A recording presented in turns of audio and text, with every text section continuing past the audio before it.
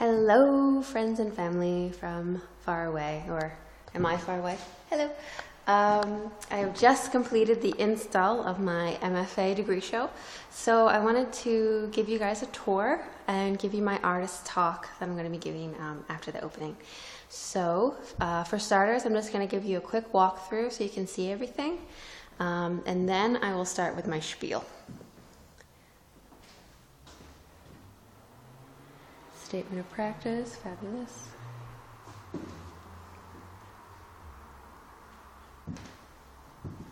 And here we begin my paintings. Oh no, what's going on? It's a circular wall. Walls aren't supposed to be circular.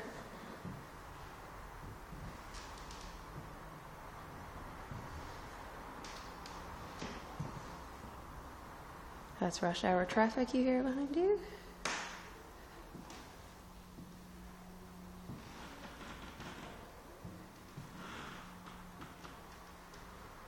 Oh, that's the circular wall. Sorry for the camera jiggle. And there it is. I'm just going to spin around. That's Deirdre's space. And here's looking back into mine.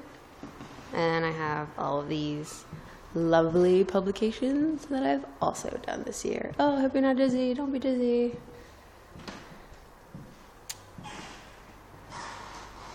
Okay, the only thing that's not there is the completed book of all the paintings you see on the wall, because I'm getting that tomorrow. Super exciting.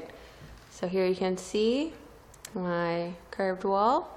And that little lectern over there is also mine. That has all of my sketches from this process and a lot of supporting material for the work that I've done this semester. And I placed it over here because I didn't want the viewer to feel like they needed to read it if they didn't want to. So here's a quick shot of that. It says Exhibition Atlas, how I got to where I'm going. And it is a giant book made out of maps. So there's my hand, and we all know how large and gangly my hands are. And there's the book. So, now I'll go back into my artist spiel. So here's another view of the installation. Okay, so what you see here is this fabulous circular wall, which was hell to get up, but we are very happy that it is up. So this is what I've been working on all year. This is a year's worth of work right here. So it all started as an investigation into story. It was just a conversation my dad and I had back while I was still in Americans about how I thought I needed to do something with story or about story. And here we are. So basically, I started to do research about story. What is story? What does it mean? And I ran into a lovely man called Joseph Campbell. He wrote an amazing book called Hero with a Thousand Faces. And in this book, he breaks down the archetypal hero story. So this hero is everybody from Luke Skywalker to Superman, Jason and the Argonauts, even the Buddha story has elements of this. So in this handy chart that's a part of my exhibition, the inner circle and the lighter spokes is Joseph Campbell's hero story cycle. And it has 17 stages. So this really intrigued me. So I started to ask myself questions. If I'm writing a story, who is the hero? Who are the characters in this story? And as everyone knows from seeing my work before, everything I do generally is me because I'm self-centered. So I asked myself, am I the hero? Am I on some kind of epic quest? But at the same time, I was also doing a lot of research into womanhood, female writers. I started with The Tale of Genji. I was reading that on the plane on my way over, and I made my way into Jane Austen. And these two lovely ladies do a wonderful job of cloaking social critique in fiction, which I found fascinating. If you don't know, The Tale of Genji was written by Lady Murasaki in Japan at around the year 1000 AD, and is considered the first intact work of fiction. And it's also by a lady. So yes, these women, because they were both living in very restrictive societies, chose to surround their social critique of their station in life in fiction. So I thought, okay, what can I do with this? How can I also express this kind of women's way of overcoming obstacles? So I kind of settled on, rather than being a single hero, it would still be my self-portrait, but that self-portrait would cycle through different characters. So it would basically go through the hero's journey, not by actually, overcoming these obstacles, but that are on the outside that the hero needs to fight and defeat, but that my self-portrait would encounter obstacles that are on the inner terrain. And that would be personified by these lovely ladies that you see on the outside of the diagram. So basically, I'm asking questions, what does it mean to be a woman? What facet of womanhood should I be embracing? And so basically I'm changing into these different characters that coincide with the stages of the hero's journey. And I'm ending up feeling pretty okay about myself at the end of the story. So it's a very happy ending. So that is a lot of exposition, and I hope the camera wasn't jiggling too much. And now I'll walk through the story again and talk a little bit more about it. So this is my cover image. Why the crow? Well, a crow is a totemic animal for a shapeshifter. So during this story, I'm going to be shifting in and out of different characters until I find my way home. So I wanted to bring Crow into this as a kind of a guardian. So here I am setting out on my journey. This is kind of like my chapter page with all of the characters that will be seen throughout the story. So I was starting out with Little Red Riding Hood. She is departing. She's going off into the forest. She's leaving her mother's home on a journey. And at this point, in the first one I have a couple quotes from Lady Murasaki and one from Jane Austen. But right away I am bringing in some lady authors who are alive. And this first story is by my good friend Courtney Gillette. I say good friend in that we were best friends when we were 10 years old. So she very, very kindly wrote a story, a reinterpretation of Little Red Riding Hood just for this project. And I'm very grateful, and thank you, Courtney, and you're awesome. So we have Little Red Riding Hood setting out on her journey, and usually the hero meets a guardian when he first sets out. Think Luke Skywalker running into Obi-Wan. But in my story, the first person I run into, the first change that happens is Lilith. Lilith being kind of an apocryphal character. This is her again. Considered the first wife of Adam, who wanted to be his equal. And when she couldn't be his equal, she got up and left. And the story goes that she became the mother of all demons. So instead of meeting a benevolent fairy godmother, the character is first meeting a mother of demons. But again, I should say that as the self-portrait changes into all of these characters, I'm sort of accepting them as a facet of my being. So here's my self-portrait as Lilith with the wolf from Little Red Riding Hood when she's entered the forest. And there's the crow again, watching out for the story. And that's Courtney's story continued. So here we have the threshold that usually the first benevolent helper is guarding. So this is a picture of a threshold to the Temple of Ise in Japan, which is the main temple for the sun goddess. So at this point in the story, the hero kind of descends. Joseph Campbell calls this the belly of the whale. The hero, now that he's left his home and is on his journey, he is facing his own ego, or the dissolution of his own ego. So for this stage, and this is pretty scary stuff, he has to face his demons. So for this stage, I have a demon, which is called Mononoke, and she appears in The Tale of Genji and in a Miyazaki film. But basically, Mononoke means the scary thing. And in The Tale of Genji, there's described spirit possession, where these women who are leading very, very repressed lives become possessed by the spirits of other women. And these spirits who are possessing them then voice their grievances through a third woman, which is a medium. So this is kind of this triangle of women who are, it's considered like a demon, or it's obviously a bad thing to be possessed by an angry spirit. But this is one of the few acceptable ways for a woman to express herself back then.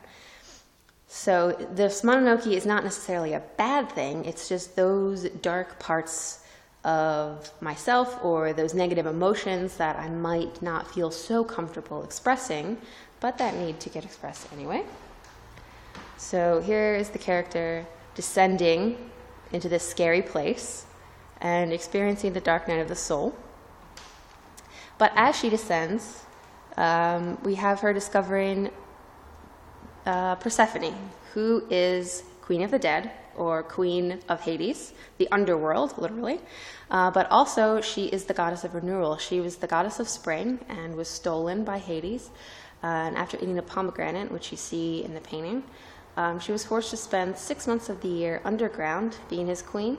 And the rest of the year she can spend above ground with her mother, who is the goddess of the harvest. So that's why we have fall and winter, and then spring and summer. So I brought her in as a representative of balance. So yes, she's survived the dark night of the soul. Her ego has been dissolved. She's in balance with the darker and the lighter parts of herself. And there mustn't forget, a big part of her story is her mother is waiting for her. You know, there's somebody who wants you to make it through the dark night of the soul. There's somebody who's rooting for you. So in the page next to it, I have a couple of portraits of people who have been there for me and whom I love very much. So moving on, we transition from the Queen of the Underworld and into our next character, which is Bridget, who's a Celtic goddess, and wells are sacred to her and springs. So I thought this was a good symbol of coming up from the depths, up from the blackest night, into the light. And she is also the goddess of inspiration. I'm sorry if I'm talking really fast. I kind of do that. So here we have a transition coming up from the black into the light of inspiration. And here we have Bridget. So she's unbalanced. There's the crow feather again. And here I have a balance not only of dark and light, but of reflection and action. So the portrait of me looking outward is aware, she's doing something. The portrait of me with eyes closed is reflecting. So sometimes I find this hard balance to achieve. I just want to gaze at my navel all day. So here's me saying that, yes, I will find this balance within myself. And this is a moment when, this is back to the hero journey, but this is the moment where the hero discovers something. He's shed his ego, he's attained to something, he is no longer exactly who he is, but he is in balance. And usually in the hero journey, he questions whether or not he should even bring this wonderful new knowledge back into the world that doesn't necessarily deserve it. So he has this struggle to overcome, this decision to make, whether or not he will actually go back. And this moves into my next character, who is a Japanese sun goddess. And she went through one of these questions. She got ashamed, she was disgusted with the world and hid herself away in a cave. But being the sun, that's kind of a bad news bears for the rest of the world. So the other gods and goddesses rallied, and they were singing, they were dancing, they were making a ruckus to try to bring her back out, and they also used a mirror, which became one of her symbols. So this is the back of a bronze mirror, and they used it to reflect back her own light to her. And I thought this was very beautiful. What draws her out is a faint reflection of the inspiration that is already inside of her. And in this painting I also have plum blossoms, a Japanese symbol of womanhood, and a rowan berries, which is a Celtic symbol of womanhood. And here we have her coming back out into the light. So I always find this a wonderful, I find this a very moving question. What is it exactly did she see? What made the world worth saving? And moving on, so this is the sun. This is the sun now we're talking about. So she has decided to come back. The hero has decided to cross back into the world and bring back the knowledge that he found. But this is not an easy task. first there's usually a dangerous crossing. So here we have the sun rising over a turbulent sea. And then we move into our next character, which is the Little Mermaid. So as the sun continues to rise, at this point in the hero journey, the hero sometimes has to steal the knowledge, like Prometheus, or like Jason stealing the Golden Fleece, in order to bring it back to humanity. In my version, I kind of wanted, of the Little Mermaid, who's one of my favorite characters, she loses her voice. And in this story, that's what I wanted her to steal back. I wanted her to steal back her own voice, her inspiration, and her ability to express herself. So she's stealing it back. And here we have Mary Benson, also one of my good friends, Yay Brewbakers, who wrote me something especially for this about the Little Mermaid. So now that she's stolen back her voice, again, the crossing is dangerous. It's not an easy transition to go back into the real world. And instead of crossing the ocean, she's also crossing her own fears, her own imagination. So sometimes in the hero journey, the hero has to get rescued. So the hero has attained knowledge, he's ready to bring it back, but he has friends back home who are ready to bust him out when he gets in trouble. Think about Leia and the furry guys and blowing up the Death Star while Luke takes care of his daddy issues. So in my version, the thing that rescues the hero, the heroine, is story itself. The story wants to be told. It wants to cross the sea. So she's riding across the sea on her tiny grain of story and wondering if it's enough to carry her over. When we move into our next character, which is Venus, who was born from the sea, the same sea as the Little Mermaid, who in the original story, the Little Mermaid, she dies and turns into sea foam. And Venus, as it goes, was born from sea foam. So we have kind of a rebirth of the Little Mermaid. And Venus was carried across to land on a seashell. So in this piece, I have her seashell getting larger and larger from a grain of sand and becoming able to carry her across.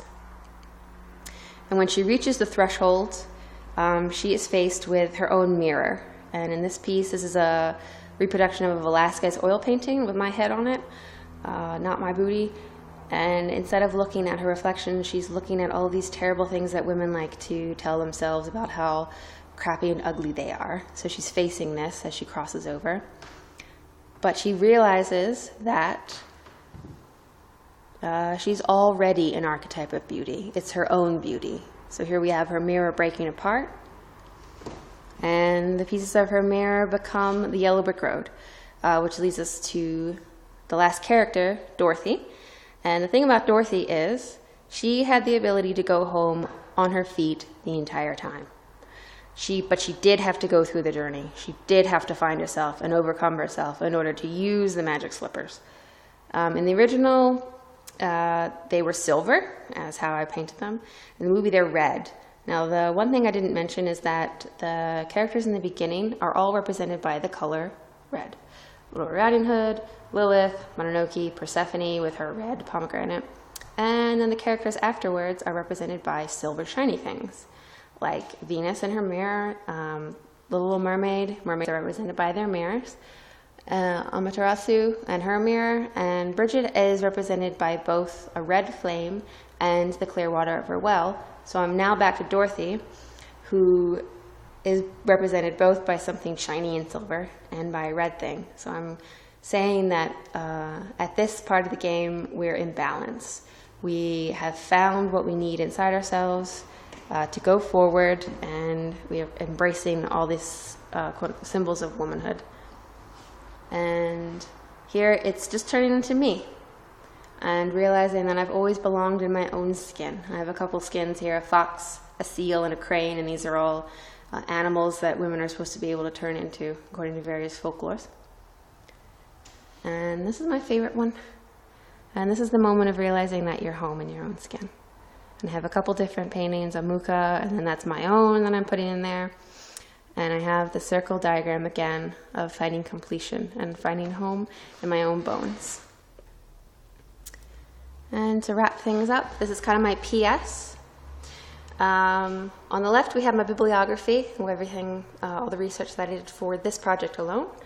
And here is kind of the premise that I was working on that came to me kind of early in my research, and that imagine something greater and make a story. And this I kind of feel to be the essence of art, basically. It's there to conceptualize and imagine something beyond the everyday, something maybe that can lift us a bit higher as a species. So in this case, I've done my best to imagine something greater, and I've written it down, and it's a story. And then I painted it. And these are some of my other works. So that's my bibliography, 91 books. I read them, well, most of them, all of them, and made a bibliography. This is my paper that I turned in last semester. This is a project that I did with Maggie Center of Dundee, working with cancer patients. That's something that's kind of halfway done, but maybe will never be done.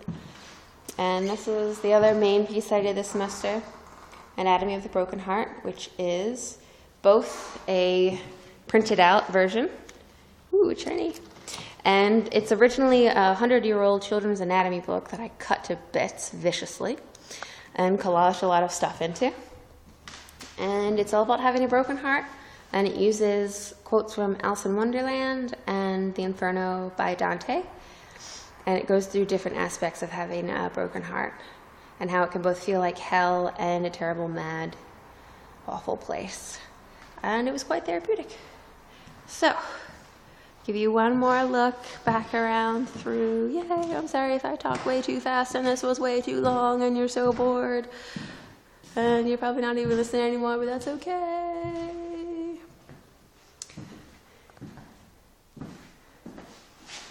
There it is. Yep, that, ladies and gentlemen, is a year of my life. And I truly appreciate all the love and support that everybody has given me, and I definitely couldn't have done it without you. And I miss everybody like crazy. And I hope you enjoyed me talking way too fast, and I'm really tired, and I literally just stuck the last bit up on the wall before I push play. So yeah, have a great one. Love you, and hopefully I'll see you soon, maybe this Thanksgiving.